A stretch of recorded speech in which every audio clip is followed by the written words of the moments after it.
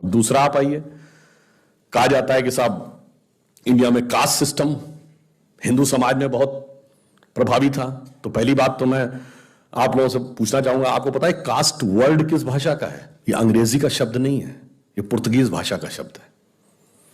और जब ये कहा जाता है कि हिंदू समाज में इतनी जातियां हैं, जो आखिरी जातिगत सेंसस हुई 1931 में हुई, जिसमें 4114 जातियों का उल्लेख है, मैं चुनौती के साथ पूछता हूं, कोई हिंदू धर्मग्रंथ बता दो जिसमें 4000 जातियां लिखी हों। बताओ भाई, कहां लिखी हैं? और जो तुमने हायरार्की डिसाइड कर दी, ये किस धर्म ग्रंथ में लिखा है कि लोहार ऊंचे कि सुनार ऊंचे, कि माली ऊंचे कि तेली ऊंचे? ये कहां लिखा है? कहीं नहीं लिखा है। यह लिखा है British census commissioner Herbert Risley द्वारा कराए गए ब्रिटिश सेंसस में। अगर 4000 जातियां थी तो अल्फाबेटिकल ऑर्डर में नाम लिखा होना चाहिए था, लॉजिक यह कहता था। मगर आपने 4000 का स्ट्रेटिफिकेशन कर दिया, और यह सब फंक्शनल ग्रुप है। मजे की बात यह है, सुनार, लोहार, बढ़ई, कुम्हार, ये तो फंक्शनल ग्रुप्स हैं, इनको जाति बना दिया।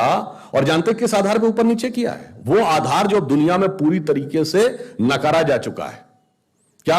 जिनकी आंख ऐसी हो तो वो ऊंचे हैं, जिनके नाक ऐसी हो तो वो ऊंचे हैं, जिनकी ठोड़ी ऐसी हो, कंधा ऐसा हो। रंग बात जिस पे डार्विन ने किया था, आज पूरी दुनिया में पूरी तरीके से नकारी जा चुकी है। परंतु हमारे यहां वो 125 साल पहले किए गए उस क्लासिफिकेशन को सत्य मानकर संघर्ष आज तक चल रहा है। अब आप देखिए, हिंदू धर्म के 2 सबसे बड़े महाकाव्य, एक बार हमसे एक जेएनयू के प्रोफेसर टीवी डिबेट में कहने लगे कि भाई कोई रावण की पूजा करना चाहता है तो आप उसे क्यों रोकते हैं?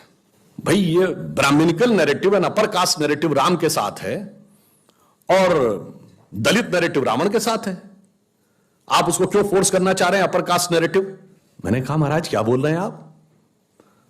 राम काव्य के रचयिता महर्षि वाल्मीकि थे, और आज वाल्मीकि समाज किस कैटेगरी में माना जाता है? शेड्यूल कास्ट में। और हमने कहा रावण क्या था? ब्राह्मण।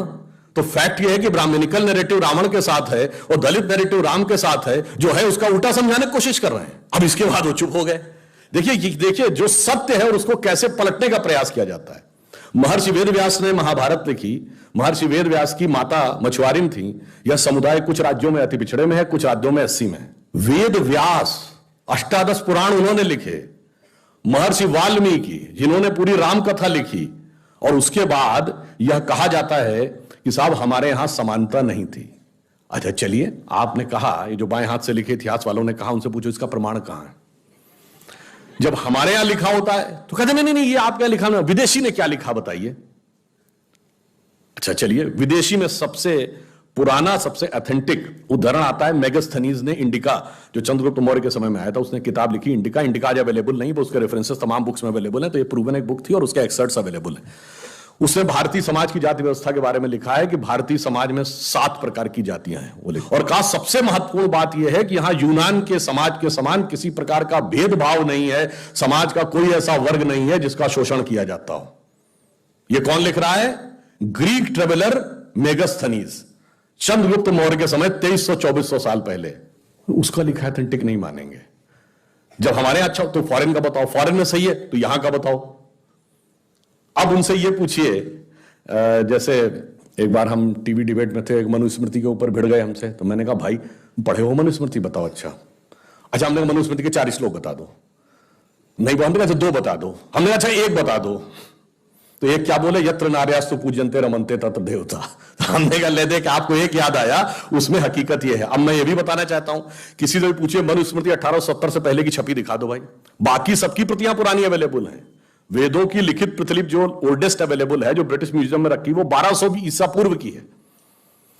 रामचरितमानस भी 400-500 साल पुरानी लिखी हुई है। ये 1870 से पहले की क्यों नहीं है भाई? और जो तुमने छपवाई है वही ऑथेंटिक है। मतलब जो अंग्रेज ने छपवाई है वही ऑथेंटिक है, और उसी को लेकर सारा वाद विवाद है। और वो वाद विवाद में भी किस प्रकार का, देखिए, षड्यंत्र और छल है। जैसे ये कहने का प्रयास किया जाता है कि जैसे कोई हमारे सनातन मत और बौद्ध मत में कोई अंतर है।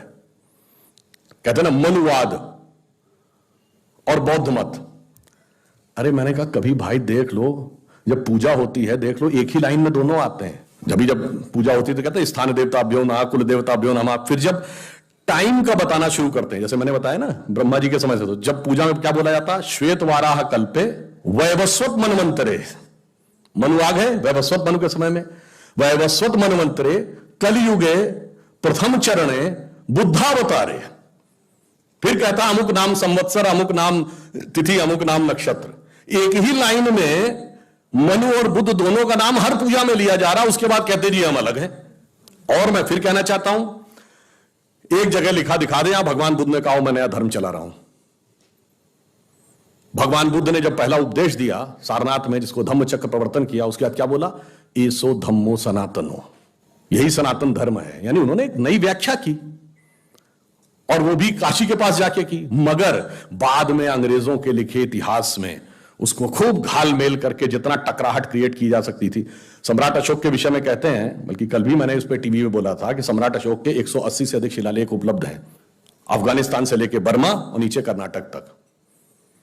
कहीं पे उसने ये लिखा हो सिर्फ कि केवल बौद्धों का सम्मान करो, कहीं नहीं लिखा है। उसने लिखा भिक्षुओं का, श्रमणों का, ब्राह्मणों का सम्मान करो। अरे भाई, अशोक ने कहां लिखा मैं बौद्ध हूं, ये बता दो, एक जगह लिखा दिखा दीजिए। कोई भेद ही नहीं था, सब सबको समान रूप से मानते थे। वेनसांग हर्षवर्धन के समय में आया, वेनसांग ने लिखा है कि हर्ष तो भगवान बुद्ध को इतना मानते थे वो बौद्ध है। और वे हर्षवर्धन के दरबार के कवि बाणभट्ट ने उन्हें शैव लिखा है। क्यों? इसलिए कि सभी के प्रति स्त्री श्रद्धा थी, कि बाहर वाले को लगता था कि ये तो इनको मानते तो इसी के प्रतीक होंगे। कारण क्या था कि भारतीय समाज में किसी प्रकार का भेदभाव नहीं था। इसीलिए आप देखिए, हिंदू समाज में आप शंकर जी के मंदिर में चले जाइए, या विष्णु जी के मंदिर में चले जाइए, या देवी के मंदिर में चले जाइए, इट हार्डली मैटर्स। आप जैन मंदिर में चले जाइए, आप बौद्ध स्तूप में चले जाइए, आप गुरुद्वारे में चले जाइए, कोई मतलब नहीं है। यहां तक कि हम मजार पे भी चले जाते हैं तो भी कोई आपत्ति नहीं करता है। प्रॉब्लम है सीमेटिक रिलीजन्स में, कि अगर आप चर्च में गए तो आप मस्जिद में नहीं जा सकते, मस्जिद में गए तो, अगर आप चर्च में गए तो आप धर्म से बाहर हो जाएंगे। ये जो सीमेटिक थॉट था रिलीजन का, उसको जब सुपर इंपोज करने की कोशिश की गई हमारे व्यापक उस पर, तो शायद मैं ये भी मानता हूं उनसे गलती हो गई होगी समझने में।